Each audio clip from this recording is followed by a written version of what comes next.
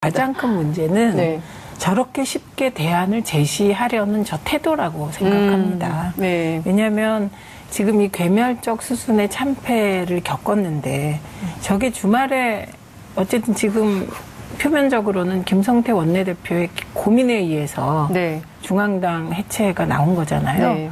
그러니까 만약에 저렇게 쉽게 대안이 나오고 그 대안이 성공할 수 있었다면 그거는 괴멸적 패배가 아닌 것이죠. 그러니까 우선은 졌다는 사실을 아직도 안 받아들이고 있구나. 저는 네. 오히려 이렇게 생각이 들었고요. 그래서 지금 이 보수의 위기는, 그러니까 보수 유권자나 보수 지지자의 위기는 아니지만 그렇죠. 보수라는 이념적 가치의 위기이긴 합니다. 왜냐하면 우리나라의 보수의 중요한 한 기둥이 색깔론이었거든요. 그리고 그 색깔론을 가능하게 했던 건 한반도의 분단 상황이잖아요. 그리고 한반도의 대결 상황, 남북의. 근데 지금 남북이 화해하고 북미가 화해할 때 우리나라 보수가 중요한 한 기둥으로 택했던 색깔론이 작동하지 않을 때 그러니까 보수는 정말 고민이 많아야 된다고 생각을 하고요. 두 번째는 의원님 말씀에 다 나온 건데 과연 보수의 민주주의가 작동하고 있었냐 지금. 그게 이제 공천에 대해서 말씀하신 거 다 동의가 되고요. 그래서 저는 19대, 20대의 자유한국당 쪽 공천을 보면서 첫째는 색깔 공천.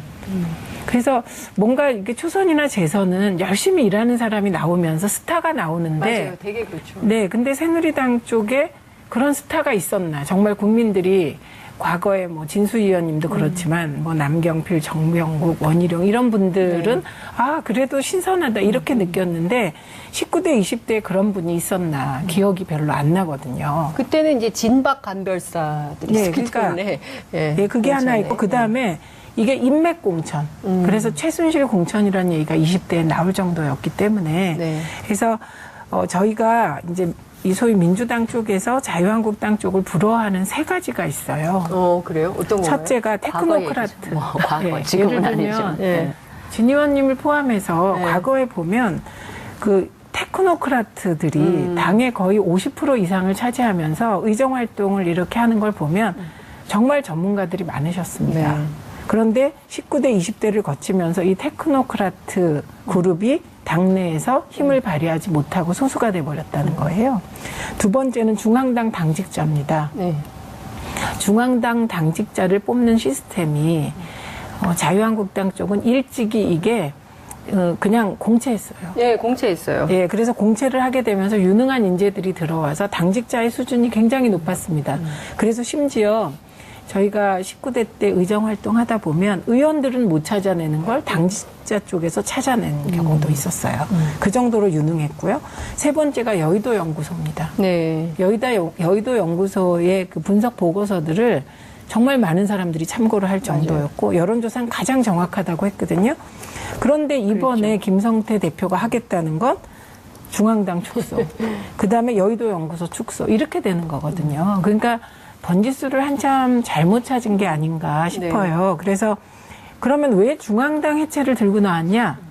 선거 패배 원인을 당대표 쪽에만 돌리기 위한 겁니다. 저는 이게 당대표, 홍준표 당대표가 활용정이었지만 아유, 원내대표도 만만치 않으셨다고 생각하거든요. 그래서 지금 진단도 잘못됐고 수술대 위에 환자가 올라갔는데 이게 암인지 종양인지 종기인지 단순한 염증인지 이에 대한 판단이 제대로 안 되어 있기 때문에 결과가 잘못 나왔다. 그래서 정말 깊은 고민이 필요한데 너무 쉽게 대안을 내려고 하면 이건 뭐 맞을 수도 없고요. 그 대안이. 그리고 당내 분열만 일으킬 수 있지 않겠나. 저희 표현 어떻게 보세요? 네. 그러니까 김성태 대표 권한대행이 이렇게 급한 처방전을 낸 이유는 바른미래당을 포함한 비박계를 좀 모아서 당을 정비하고 친박을 내몰려고 하는 전략적 선택이었다. 이런 분석도 있던데 그건 어떻게 보십니까? 그러니까 뭐 그럴 수도 있었을 겁니다. 그런데 정말 뻔히 드러나는 그건 하수 중에 하수라고. 하수 중에 하수. 예. 근데 저는 김성태 하수 중에 하수다. 이런 겁니까? 이게 제목 나온 겁니까? 근데 어쨌든 네. 제가 당분간은 네. 이 케이오스 상태, 네. 혼돈의 상태가 계속될 수밖에 없다고 보고 또 네. 한동안 이걸 겪어야 된다고 저는 봐요. 그게 이제 아까도 제가 수차 얘기했지만 개혁 그룹이 존재하지를 않기 때문에 더 그런데 흔히 어느 정당이나 초선, 재선 그룹이 개혁 목소리를 계속 내거든요. 그런데 한국당의 그 초재선 의원들은 적어도 제가 보기에는 오히려 중진 의원들 뺨칠 정도로 굉장히 구태의연한 분들이 굉장히 많으세요. 그래서 어느 분이 그런 비유를 했던데 마치 일제강점기에 네. 열심히 친일하다가 해방이 되니까 제일 먼저 뛰쳐나와가지고 독립만세 부르는 네. 이 그룹에 비유를 하던데 네. 전 굉장히 정확한 아프지만 정확한 저는 비유였다고 보고요. 네.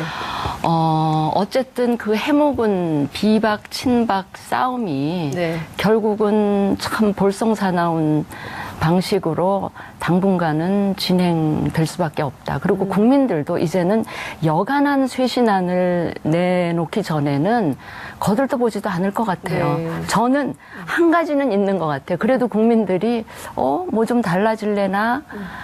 그게 이제 한 가지가 뭐냐면 그 110명의 의원들이 네. 우리 모두 다 책임이 있기 때문에 다음 총선에는 출마하지 않겠습니다. 불출마하지. 앞으로 남은 2년 기간 동안에는 네.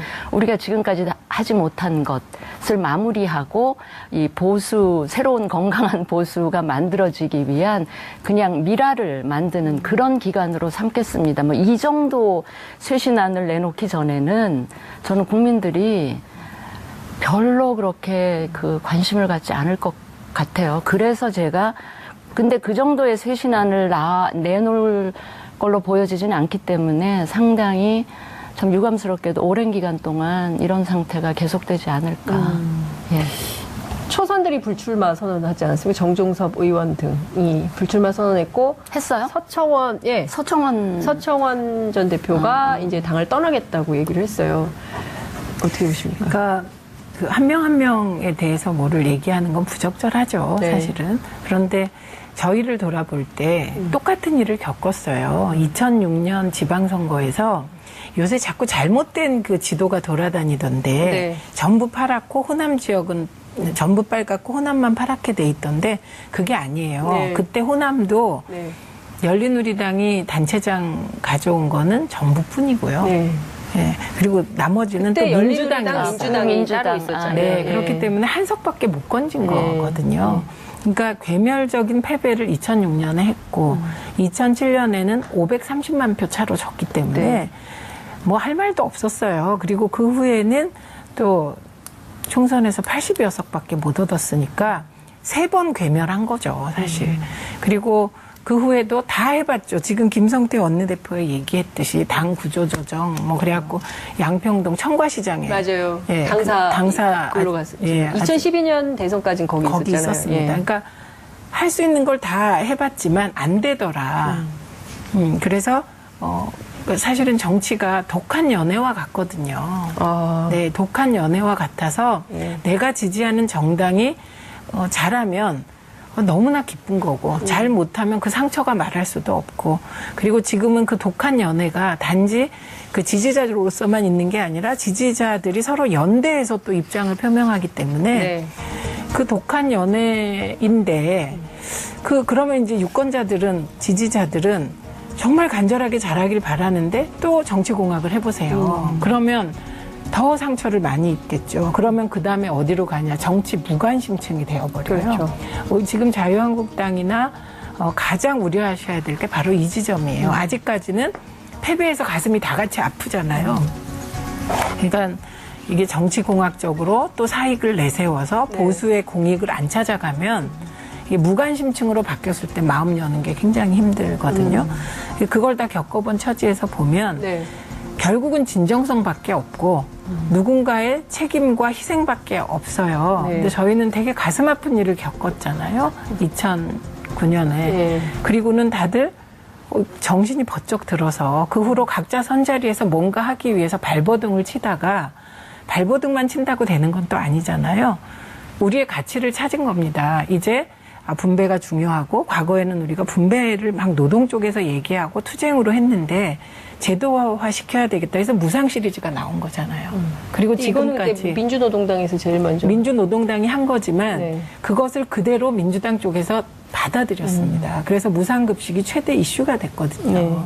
그런 식으로 진보와 개혁의 가치를 찾아가고 정말 너무나 큰 희생, 네. 노무현 대통령님의 서거라는 희생을 딛고 그래도 12년 만에 정권 교체한 셈 아닌가요? 그죠? 저 지금 보면 아직도 남원정 얘기를 해요. 그래서 그나마. 그러니까 야 그동안 그 정말 없었구나. 이른바 이제 당내 개혁을 뭐 비판을 받더라도 뭔가 계속 목소리를 세우면서 개혁을 주장을 했어야 되는데, 이제 그런 주장을 한 사람이 하나도 없었기 때문에, 이제 요새 아직도 이제 남원정을 얘기를 하는 건데, 자, 그러면 지금 국면에서 누가 깃발을 좀 들고, 그러니까 뭐 그 아예 전혀 몰랐던 인물이 새롭게 등장해야 된다. 근데 한국 정치에 그런 게 어딨냐. 네. 뭐 이제 이러저런 얘기가 막 나옵니다. 진수 의원님 보시기엔 좀 어떤 대안이 있다고? 그러니까 전혀 정치권과 그 관계가 없었던 전혀 새로운 인물, 이렇게 해서 등장했던 몇 분들 최근에도 이제 실패한 사례들이 있기 때문에 네. 그래도 우리 정치권을 경험했고 그거로부터 문제의식을, 정말 현실적인 문제의식을 갖고 있는 사람들이 그나마 낫지 않을까 이런 생각을 하면서, 그러지 않아도 어제 사실 몇 명이 네. 막 고민을 하고 뭐 이렇게 푸념도 하고 이러면서 그러니까 이게 약간 공통 분모를 찾은 게, 그래도 그나마 보수 진영 쪽에서 16, 17, 18대의 그 개혁의 흐름을 이어왔었던 그 남원정 플러스 남원정들과 같이 했던 그룹들이 있어요. 네. 아까 말씀드렸던 16대 미래연대, 네. 또 17대 수요 모임, 18대 민본 21. 그분들이 지금은 원내에 들어가 계신 분도 덜어 있고 이제 바깥에 원외로 계신 분들도 있는데, 네. 그래도 그분들이 보수 개혁에 대한 어떤 공통적인 문제의식과 그 비전들은 좀 갖고 있기 때문에 그분들이라도 한번 다들 모여서 이야기를 해보는, 거기로부터 뭔가를 뭐 계기랄까 실마리를 좀 찾아보면 어떻겠느냐라는 이야기를 했어요. 그나마. 네. 안철수 전 대표에 대한 비판 되게 많은데 그 얘기 지금 계속 안 하고 계셔가지고 네. 어제 세게 뭐 정계 은퇴 얘기도 나오고 그랬는데 어떻게 보세요, 의원님 개인적으로? 그러니까 당 안에서 대놓고 하기 어려운 얘기를 당 밖에 있는 전문가, 그러니까 정치 전문가죠. 네. 하신 것 같은데, 글쎄요, 제가 지금 정치적으로 제 입장을 얘기할까요? 아니면 솔직한 오늘 정치적인 거 말고 솔직한 얘기. 제목 뽑아주세요. 저는 뭐 안철수 후보를 오랫동안 겪어보지는 않았어요. 굉장히 단기간 겪었는데 상당히 제가 좀 오래 겪어본 분이 있을 수가 없죠. 안타까운 부분이, 그 안철수 후보가 가진 좋은 장점들이 많아요. 전문성. 우리나라에서 찾아보기 드물게 네. 그런 장점도 갖고 있고, 특히 대한민국이 지금 본격적으로 도래할 4차 산업혁명 시대에 그 거센 도전에 우리가 응전을 해야 되는 이런 상황인데, 정말 안철수 전 대표 같은 분이 그 4차 산업혁명 시대를 좀 이끌 이런 전문성은 저는 충분히 능력도 갖고 있고, 능력도 검증된 것도 있고요. 그래서 그 분야에서 열심히 일을 하면 본인도 굉장히 해피하시고, 그 우리 대한민국에도 기여하는 그런 길이 되지 않을까 싶어서. 정치 그만하라는 얘기를 이렇게 돌게 돌려서 하시는 거죠? 정치 그만해야 된다는 겁니까? 네, 정치 계속 해야 됩니까? 그러니까 하여튼 뭐 정치 DNA는 좀 없으신 거 아닌가라는 생각을 했어요. 분명히 자기가 가진 장기가 있는데 그걸 다른 쪽에서 그냥 아깝게 소진하는 것 같다는 생각을 했기 때문에 제가 짧은 기간 겪었지만 지금 안타깝다 라는 생각을 한 겁니다. 근데 이제 안철수 전 대표는 그냥 일개 정치인이 아니잖아요. 네. 대권 그렇죠. 후보였고, 그렇죠. 그리고 많은 분들이 제3세대 정치를 저 사람이 할 수 있을까라고 기대했던 네. 분이거든요. 그리고 새 정치의 상징이었죠. 네. 그런데 이게 쭉 지나고 보면 결국은 대권을 꿈꾸는 지도자에게 가장 중요한 게 뭘까를 따져보면 네. 역시 자기의 정체성, 지도자로서 내가 뭘 하겠다, 네. 시대 정신, 뭐 이런 거를 제시할 수 있어야 되는 것 같아요. 그러니까 2012년에 안철수는 사람들이 혹시 이게 시대 정신일까 하는 네. 것에 거의 근사치였다고 생각을 해요. 그래서 청춘 콘서트를 하면서 젊은 층에게 희망을 불어넣어 줬습니다. 네. 그런데 저는 안철수 대표가 이제 민주당하고 같이 하게 되었을 때, 저희하고 같이 해서 새정치연합 네, 대표를 네, 네. 하셨을 때 2번을 찾아간 적이 있습니다. 아. 찾아간 이유는 네. 당시에 이미 안철수 전 대표는 김한길 전 네, 네. 대표하고 손을 잡고 있었어요. 예, 예. 그런데 이제 그렇게 노련한 정치와 손잡는 것은 사실 별로 맞지 않는 거였거든요. 그래서 안철수 전 대표가 해야 될 일은 안철수를 지지하는 무당파 젊은 층을 네. 정치 그룹으로 형성해서 예. 그 사람을 당신의 기반으로 만들어라 이런 제안을 했었는데 그걸 안 받아들이시고 이제 그 다음에는 호남과 손을 잡았잖아요. 그때 이제 사실은 미래가 불투명해진 게 아닌가 싶습니다. 라는 사람이 나오면서 스타가 나오는데 맞아요. 되게 그렇죠. 네, 근데 새누리당 쪽에 그런 스타가 있었나? 정말 국민들이 과거에 뭐 진수 의원님도 그렇지만 뭐 남경필, 정명국, 원희룡 이런 분들은 아 그래도 신선하다 이렇게 느꼈는데 19대, 20대에 그런 분이 있었나 기억이 별로 안 나거든요. 그때는 이제 진박 간별사들이 네, 있었기 그러니까 때문에 네, 그게 하나 있고 그 다음에 이게 인맥 공천. 그래서 최순실 공천이라는 얘기가 20대에 나올 정도였기 때문에 네. 그래서 저희가 이제 이 소위 민주당 쪽에서 자유한국당 쪽을 부러워하는 세 가지가 있어요. 그래요? 어떤 건가요? 첫째가 과거 테크노크라트. 얘기죠. 뭐, 과거, 예, 지금은 예를 아니죠. 들면 네. 진 의원님을 포함해서 네. 과거에 보면 그 테크노크라트들이 당의 거의 50% 이상을 차지하면서 의정 활동을 이렇게 하는 걸 보면 정말 전문가들이 많으셨습니다. 네. 그런데 19대, 20대를 거치면서 이 테크노크라트 그룹이 당내에서 힘을 발휘하지 못하고 소수가 돼버렸다는 거예요. 두 번째는 중앙당 당직자입니다. 네. 중앙당 당직자를 뽑는 시스템이 자유한국당 쪽은 일찍이 이게 그냥 공채했어요. 네, 공채했어요. 예, 그래서 공채를 하게 되면서 유능한 인재들이 들어와서 당직자의 수준이 굉장히 높았습니다. 그래서 심지어 저희가 19대 때 의정 활동하다 보면 의원들은 못 찾아내는 걸 당직자 쪽에서 찾아낸 경우도 있었어요. 그 정도로 유능했고요. 세 번째가 여의도 연구소입니다. 네. 여의도 연구소의 그 분석 보고서들을 정말 많은 사람들이 참고를 할 정도였고 여론조사는 가장 정확하다고 했거든요.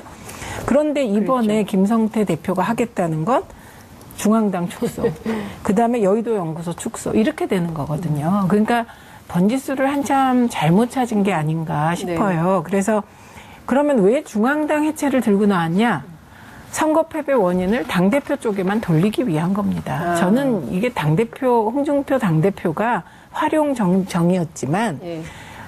원내대표도 만만치 않으셨다고 생각하거든요. 그래서 지금 진단도 잘못됐고 수술대 위에 환자가 올라갔는데 이게 암인지 종양인지 종기인지 단순한 염증인지 이에 대한 판단이 제대로 안 되어 있기 때문에 결과가 잘못 나왔다. 그래서 정말 깊은 고민이 필요한데 너무 쉽게 대안을 내려고 하면 이건 뭐 맞을 수도 없고요. 그 대안이. 그리고 당내 분열만 일으킬 수 있지 않겠나. 이 표현 어떻게 보세요? 네. 그러니까 김성태 대표 권한대행이 이렇게 급한 처방전을 낸 이유는 바른미래당을 포함한 비박계를 좀 모아서 당을 정비하고 친박을 내몰려고 하는 전략적 선택이었다. 이런 분석도 있던데 그건 어떻게 보세요? 그러니까 뭐 그럴 수도 있었을 겁니다. 그런데 정말 뻔히 드러나는 그건 하수 중에 하수라고. 그게 뭐냐면 그 110명의 의원들이 네. 우리 모두 다 책임이 있기 때문에 다음 총선에는 출마하지 않겠습니다. 앞으로 남은 2년 기간 동안에는 네. 우리가 지금까지 하지 못한 것을 마무리하고 이 보수, 새로운 건강한 보수가 만들어지기 위한 그냥 미라를 만드는 그런 기간으로 삼겠습니다. 뭐 이 정도 쇄신안을 내놓기 전에는 저는 국민들이 별로 그렇게 그 관심을 갖지 않을 것 같아요. 그래서 제가 근데 그 정도의 쇄신안을 내놓을 걸로 보여지지는 않기 때문에 상당히 참 유감스럽게도 오랜 기간 동안 이런 상태가 계속되지 않을까. 예. 초선들이 불출마 선언하지 않았습니까? 정종섭 의원 등이 불출마 선언했고 했어요? 서청원 전 대표가 이제 당을 떠나겠다고 얘기를 했어요. 어떻게 보십니까? 그러니까 그 한 명 한 명에 대해서 뭐를 얘기하는 건 부적절하죠, 네. 사실은. 그런데 저희를 돌아볼 때 똑같은 일을 겪었어요. 2006년 지방선거에서 요새 자꾸 잘못된 그 지도가 돌아다니던데 네. 전부 파랗고 호남 지역은 전부 빨갛고 호남만 파랗게 돼 있던데 그게 아니에요. 네. 그때 호남도 네. 열린우리당이 단체장 가져온 거는 전부뿐이고요. 네. 예, 그리고 나머지는 또 그때 민주당이 열린우리당, 왔어요. 민주당이 따로 민주당. 있었잖아요. 네, 가장 큰 문제는 네. 저렇게 쉽게 대안을 제시하려는 저 태도라고 생각합니다. 네. 왜냐하면 지금 이 괴멸적 수순의 참패를 겪었는데 저게 주말에 어쨌든 지금 표면적으로는 김성태 원내대표의 고민에 의해서 네. 중앙당 해체가 나온 거잖아요. 네.